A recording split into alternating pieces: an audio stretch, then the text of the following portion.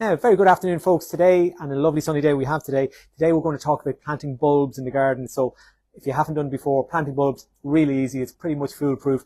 And a lot of times you'll nearly have forgotten that you've planted them.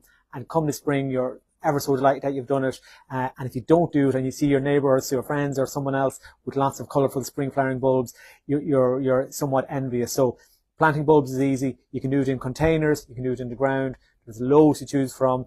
And like with bulbs, if you start off with something like an early snowdrop and snowdrops, then maybe go on to daffodils, tulips, alliums, bluebells, you'll have 5 or 6 months of colour just from bulbs alone. So 5 or 6 months of colour only from your spring flowering bulbs. It's fantastic. And as I said, you can do them in your flower beds, in a raised bed, or you can do them in pots and containers. So we've just set up a little display model here of what we call layer planting, or sometimes we call it lasagne planting. So it's planting different bulbs at different depths and in different positions, and they're going to flower at different times. So what we have in the very top layer, and generally the smaller bulbs are going to be at the top, larger bulbs down the way. So the very top one is a variety of snowdrop. So that'll come up around January, February. Then we have a lovely daffodil or narcissi, daffodil in the middle. So that'll be coming up March, April. And then a lovely tulip here for April and May. So January, February, March, April, April, May. So you're getting like that's 4 or 5 months of colour just from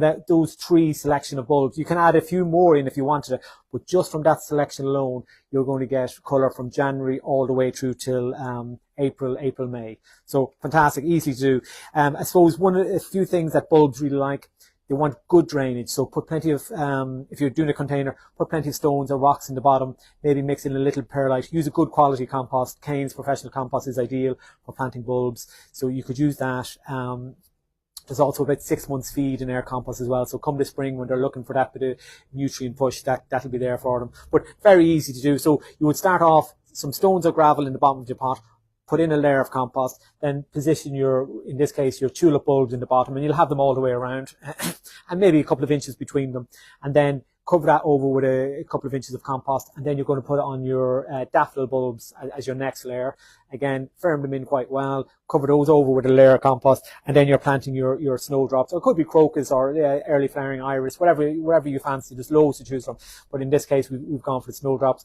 Plant them and then cover those over with a layer of compost. So we've a cutaway design here. Obviously they'll be planted all the way through and in a somewhat circular fashion, but really easy to do. Pots, containers, window boxes. Now you can do a similar setup in a raised bed or in a flower bed as well, where you have, as I said, 4 or 5 months of colour coming from a different selection of bulbs. And majority of bulbs are fairly reliable at coming back each year. Some